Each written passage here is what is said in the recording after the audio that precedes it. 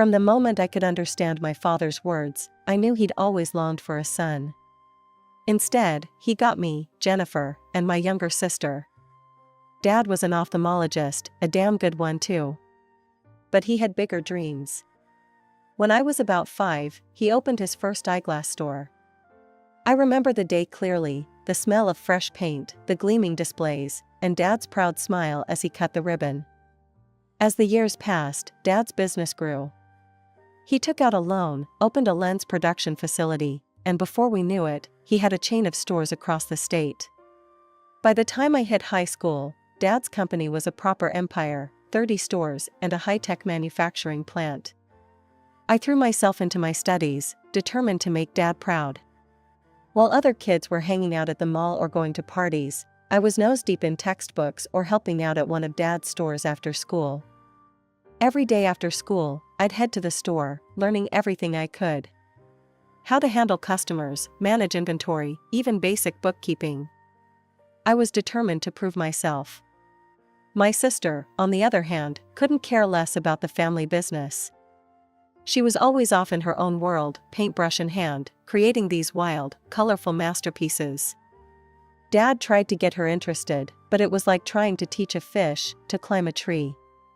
Jennifer, my dance teacher, said one day after class, "You've got real talent. Have you ever thought about pursuing dance professionally?" I hesitated. Truth was, I loved dancing. The freedom, the expression, the pure joy of movement. But I pushed the thought away. "Thanks, Miss Davis, but I've got other plans." As high school came to an end, I applied to college for finance and management. Economics and finance didn't come naturally to me like dancing did. But I gritted my teeth and pushed through. Late nights, endless cups of coffee, and more spreadsheets than I care to remember. Meanwhile, my sister breezed through art school, met a guy, and got married right after graduation. To everyone's surprise, her new husband started working for Dad's company. The day I graduated college, I felt a mix of relief and determination. As I walked across that stage, diploma in hand, I could see Dad in the audience, grinning from ear to ear. This was it. I was ready to take on the family business. As I stepped off the bus in my hometown, the familiar sights and smells washed over me. It felt like nothing had changed, but everything was different. I was different. No longer the wide-eyed girl who left for college, but a woman with a degree and a purpose. Dad was waiting for me, leaning against his car with that proud smile I'd always longed to see. "Welcome home, Jen," he said, pulling me into a bear hug. "Ready to get to work?" I nodded, determination stealing my spine. "More than ready, Dad." The next few weeks were a whirlwind. Dad started me off in accounting, dealing with primary documentation. It wasn't glamorous, but I threw myself into it with gusto. Every invoice, every receipt, every ledger entry was a step towards proving myself. Years passed, and I climbed the corporate ladder. Deputy Chief Accountant, that was my new title. I was helping Dad with budget planning now, feeling like I was finally making a real difference in the company. My brother-in-law, Tom, was rising through the ranks too. Dad made him head of the supply department, and man, did that guy know how to schmooze. Dad loved him, treated him like the son he never had. I tried not to let it bother me, focusing instead on my own work. But I couldn't help feeling a twinge of jealousy every time I saw them laughing together in Dad's office. Then came the day Dad called me into his office. My heart was pounding as I sat down across from him. "Jennifer," he said, his face serious. "I've been thinking. You've done great work in accounting, and I think it's time for a change." I held my breath, hoping against hope that this was it, the moment I'd been working towards all these years. "I'm making you manager of our retail chain," he said, smiling. "And Tom? He's going to be my deputy at the lens factory." I felt like I'd been punched in the gut. Manager of the retail chain? It was a step up, sure, but it wasn't what I'd been hoping for. And Tom, he was now second in command at the factory, the heart of our business. "Thanks, Dad," I managed to say, forcing a smile. "I won't let you down." As I left his office, I couldn't shake the feeling that no matter how hard I worked, I'd always be playing second fiddle to Tom. Weeks went by, and I threw myself into my new role. I was determined to prove that I could do more than just crunch numbers. But then, something strange happened. I was reviewing a new shipment of glasses when I noticed some discrepancies in the documents Tom had provided. The numbers didn't add up, and something about the quality felt off. "Hey, Tom," I said, catching him in the hallway. "Can we talk about these documents for the new shipment? Some things aren't quite clear." He barely glanced at the papers. "Everything's fine, Jen. You're probably just overthinking it." His dismissive tone rubbed me the wrong way. This wasn't just about me anymore, it was about the integrity of our business. I decided to dig deeper. I went to the head office and requested a quality check on the latest batch of lenses and glasses. Something wasn't right, and I was going to get to the bottom of it. I was sitting at my desk, reviewing the quality check results, when Dad burst into my office. His face was red, and I could practically see the steam coming out of his ears. "Jennifer," he bellowed. "Who gave you the authority to order quality checks? You're overstepping your bounds, young lady." I took a deep breath, trying to keep my cool. I noticed some inconsistencies in the documents for the new shipment. I was just trying to. "To what?" he interrupted again. "To show everyone how smart you are? To undermine Tom's work?" His words stung. "No, Dad. I was trying to protect our company. If there's something wrong with the products..." "Enough." He slammed his hand on my desk, making me flinch. "You don't have the authority to give instructions to the company or arrange inspections. I'm the head of this company, not you. Do you understand?" With that, he stormed out, leaving me standing there, feeling small and stupid. For days after that, I went through the motions at work. I did my job, nothing more, nothing less. The passion I once had felt like it had been sucked out of me. Then, one evening, Mom called. "Jennifer, honey," she said, her voice excited. "Your father's decided to retire. We want to throw him a party, and I was hoping you could help organize it." I felt a mix of emotions, relief that Dad was stepping down, anxiety about what that meant for the company, and a petty part of me that wanted to refuse just to spite him. But in the end, the part of me that still yearned for his approval won out. "Sure, Mom," I said. "I'd be happy to help." As I planned the party, an idea struck me. Dad had always loved jazz. What if I could get his favorite band to play at the party? It would be expensive, sure, but seeing the look on his face would be worth it. I called Mom to run the idea by her, and she agreed enthusiastically. We decided to split the cost, I, Mom, and Sarah and Tom. I called Sarah next. "Hey, sis," I said. "I've got an idea for Dad's retirement party. What do you think about getting his favorite jazz band to play?" There was a pause on the other end. "I don't know, Jen," Sarah said hesitantly. "Sounds expensive. Let me talk to Tom about it." I waited anxiously for her response. Hours turned into days, and finally, Sarah called back. "Sorry, Jen," she said, not sounding sorry at all. "Tom says it's too expensive. We can't chip in." In the end, Mom and I split the cost ourselves. It was a stretch for my budget, but I was determined to make this party special for Dad. The night of the party arrived, and the venue was buzzing with excitement. The place looked fantastic, if I do say so myself. Soft jazz played in the background as guests mingled, waiting for the main event. As the evening progressed, the moment I'd been waiting for finally arrived. The lights dimmed, and the first notes of Dad's favorite jazz band filled the air. I held my breath, watching Dad's face. His eyes widened in disbelief, then filled with tears. He stood there, transfixed, as the music washed over him. I've never seen him look so genuinely happy. "I can't believe it," he whispered, his voice choked with emotion. "They're here. They're really here." I felt a warmth spread through my chest. This was the moment I'd been working towards. I opened my mouth to tell Dad it was my idea when Tom suddenly appeared at Dad's side. "Surprise, Dad," Tom said, clapping Dad on the shoulder. "Sarah and I thought you'd like this little treat." I felt like I'd been punched in the gut. I took a step forward, ready to set the record straight, when I felt a hand on my arm. It was Mom. "Jennifer, honey," she said quietly, her eyes pleading. "Let it go. Don't spoil the moment for your father."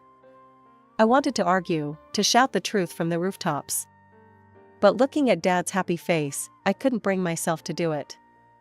I swallowed hard and nodded, forcing a smile. As the night wound down, Dad took the stage for a speech.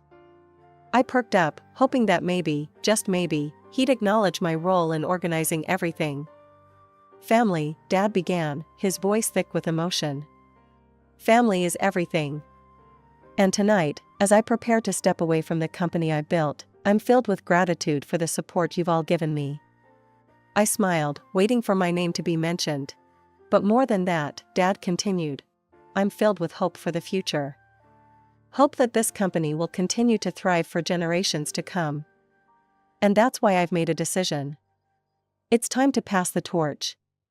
I straightened up, my pulse pounding in my ears. This was it. All those years of hard work were about to pay off. "Tom," Dad said, turning to my brother-in-law with a proud smile, "I'm making you the new CEO of the company." The room erupted in applause, but I couldn't hear it over the roaring in my ears. Tom? He was giving the company to Tom? "Not only that," Dad continued, oblivious to my shock, "but I'm also entrusting our entire chain of eyewear stores to Tom's capable hands." I felt like I was going to be sick. This couldn't be happening. It had to be a nightmare. After Dad's announcement, I approached him, my voice barely above a whisper. "Dad, what about me?" He looked at me, his expression a mix of pity and condescension that made my blood boil. "Jennifer, sweetheart," he said, patting my shoulder, "you're a woman. Which means you're a priori stupid and incompetent in management matters. You don't understand anything about running a company." I couldn't believe what I was hearing. "But Dad, I've worked so hard. I dedicated my life to this company." He waved his hand dismissively. I know, and that's admirable. But let's face it, you've always been more interested in dancing, haven't you? Now you can pursue that without worrying about the company. Leave the business to those who can actually do it." Without another word, I turned and walked away. I grabbed my coat, ignored my mother's concerned calls, and stormed out of the restaurant. As the cool night air hit my face, I finally let the tears flow.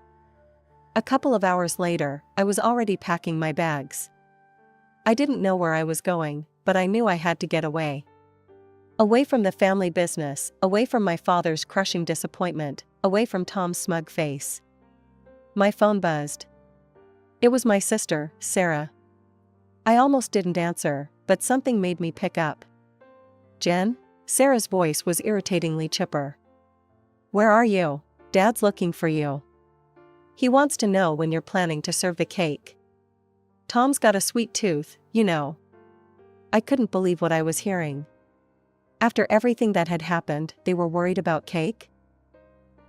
"Tell your husband to figure out the cake situation himself," I snapped. "He's the big boss now, isn't he?" I hung up before she could respond. With my bags packed and my resignation letter emailed to HR, I left town. I ended up in a city a few hours away, determined to start fresh. It wasn't easy at first. I landed a junior position at a large auditing firm. The work was challenging, but I threw myself into it with everything I had. No more trying to please anyone but myself. Years passed. I climbed the corporate ladder, earning a reputation as a skilled and dedicated auditor. The firm gave me increasingly difficult and interesting cases, trusting my judgment and expertise. And in the evenings, I danced. I found a studio near my apartment and started taking classes again. It felt like coming home, like rediscovering a part of myself I had buried for far too long. I barely spoke to my family during this time. Occasional calls with Mom, sure, but we kept things superficial. I didn't ask about Dad or the business, and she didn't volunteer any information. Life was good. I had a high-paying job I excelled at, a beautiful apartment in a nice neighborhood, and I was finally pursuing my passion for dance. I felt free, truly happy for the first time in years. Then, one evening, everything changed again. I was walking home from dance class, my body pleasantly sore from a challenging routine, when I saw her. Sarah was standing outside my building, looking lost and disheveled. "Jennifer," she called out, her voice trembling. "I need your help." "How did you find me?" I asked, my voice cold. Sarah looked down, ashamed. "Mom gave me your address." We need your help, Jen. Tom's in trouble. The company, it's being audited by the tax authorities. And your firm is conducting the audit." I felt a chill run down my spine. I had a feeling I knew where this was going, but I let her continue. "We need you to influence the results of the audit," Sarah pleaded.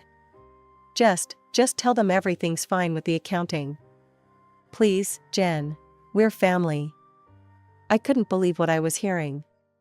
"Are you seriously asking me to commit fraud? To risk my career, my reputation, everything I built here?" Sarah nodded desperately. "I'll pay you $100,000. Please, Jen. We're desperate." The realization hit me like a ton of bricks. Tom had screwed up, big time. And now they wanted me to cover for him, to jeopardize everything I'd worked for. "This conversation is over," I said, pulling out my phone. "If you ever suggest something like this again, I'm calling the police." Sarah's face crumpled. She placed a hand on her belly, and I noticed for the first time that she was pregnant. "Please, Jen," she begged. "Think of your niece or nephew. You wouldn't want them to grow up without a father, would you?" I felt a surge of anger. "Your pregnancy doesn't change the fact that your husband is a fraud," I spat. "Now leave, before I call the cops." Sarah's demeanor changed instantly. She started screaming, hurling insults at me, causing a scene right there on the street. Passers-by began to stare, some pulling out their phones. I'd had enough. Without another word, I turned and walked into my building, leaving Sarah screaming on the sidewalk. A month passed after Sarah's unexpected visit. I threw myself into work, trying to forget about the whole ordeal. But fate, it seemed, had other plans. One evening, as I was reviewing some files for a particularly complex audit, there was a knock at my door. I wasn't expecting anyone, and for a moment, I feared Sarah had returned. But when I opened the door, I was shocked to see my parents standing there. They looked older, more tired than I remembered. Dad, once the picture of confidence, now seemed small and defeated. Mom's eyes were red-rimmed, as if she'd been crying.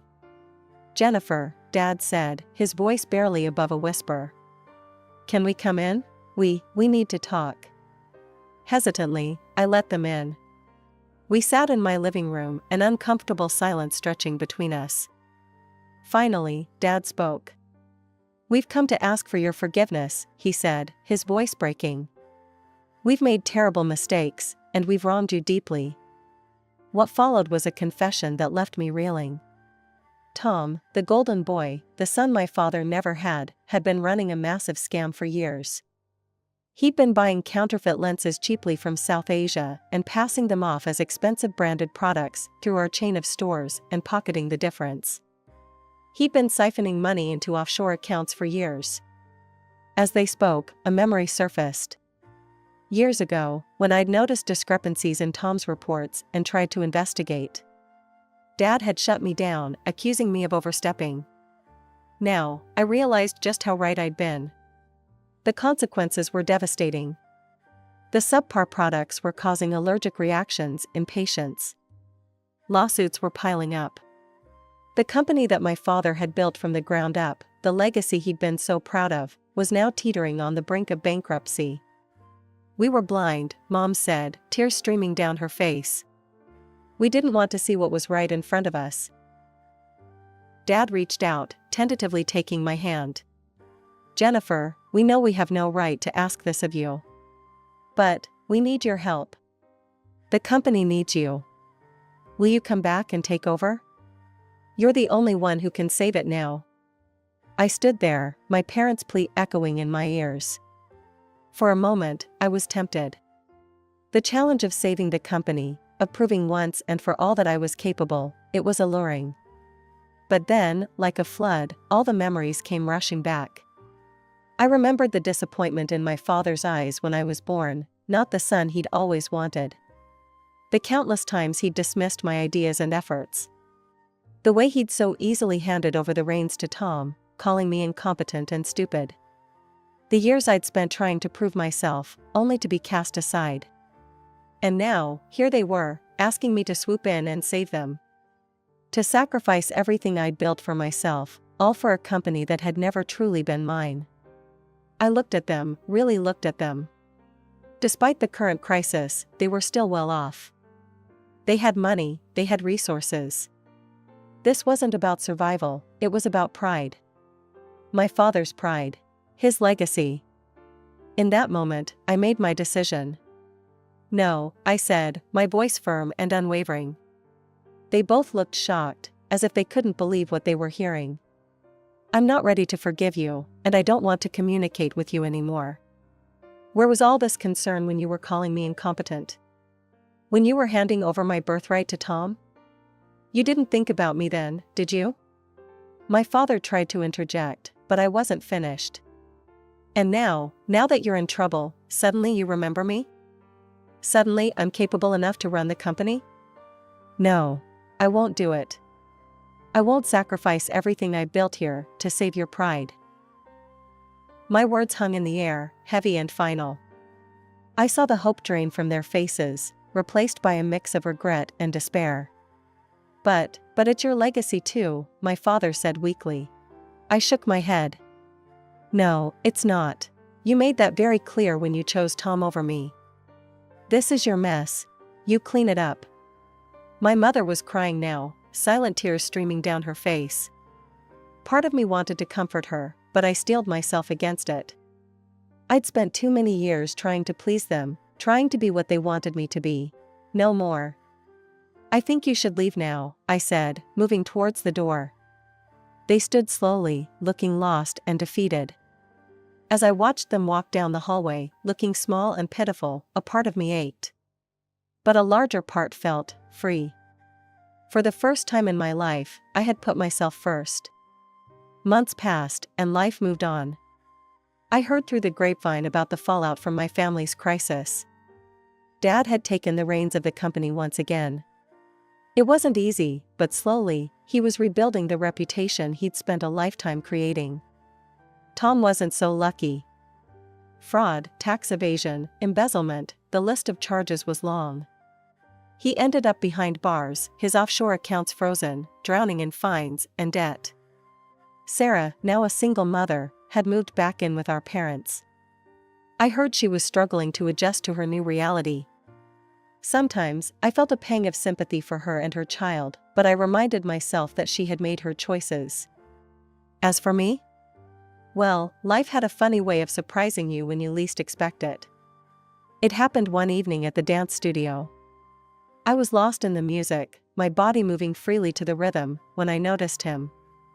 A man with a camera, capturing the dancers' movements. There was something about the way he looked at the world through his lens that intrigued me. After class, he approached me. "Hi, I'm Alex," he said, his smile warm and genuine. "I hope you don't mind, but I got some great shots of you dancing. You're really talented." We got to talking, and before I knew it, hours had passed. Alex was a freelance photographer, with a passion for capturing moments of pure joy and freedom. As we parted ways that night, he hesitated for a moment. "Listen, Jennifer," he said, a hint of nervousness in his voice. "Would you like to grab coffee sometime? Or dinner, maybe?" I surprised myself by saying yes without hesitation. That was the beginning of something beautiful. Alex and I started dating, and with him, I discovered a side of myself I never knew existed. He encouraged me to be more open, more free-spirited. Through his eyes, I saw the world in a new light. Our relationship developed naturally, without pressure or expectations. We enjoyed each other's company, shared our passions, and supported each other's dreams. For the first time in my life, I was with someone who saw me for who I truly was, not for who they wanted me to be. One evening, as we walked hand in hand through the city park, Alex turned to me. "You know, Jen," he said, his eyes twinkling, "you've changed since we first met. You're more, you. More open, more free. It suits you." I thought about his words, about the journey I'd been on.